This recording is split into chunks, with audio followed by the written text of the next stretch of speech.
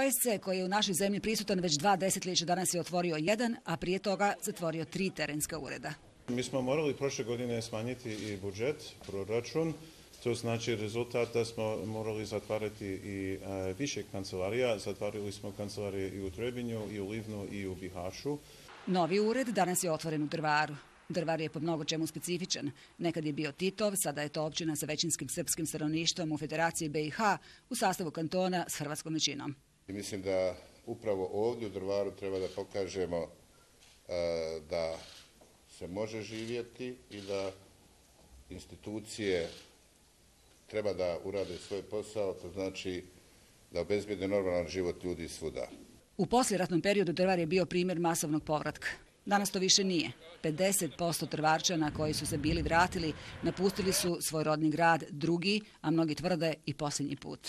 Generalno gledano, bili bismo veoma zadovoljni ukoliko bi se na prostoru Zapadnog Balkana, ili da upotrebim izraz koji ovdje u Drvaru naročito nema razloga da se ne koristi, a to je bivša Jugoslavija,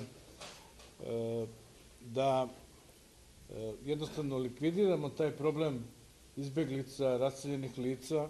Osnovna kočnica povratku, pogotovo održivom, je iznimno teška ekonomska situacija. Ne radi se, ne proizvodi se ništa, nema posla.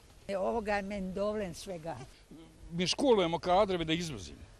Svi visoki zvaničnici koji su se na ceremoniji otvaranja Drvarskog ureda obraćali prisutnima osudili su radikalizam i terorizam, zbog kojeg je danas u našoj zemlji dan žalosti.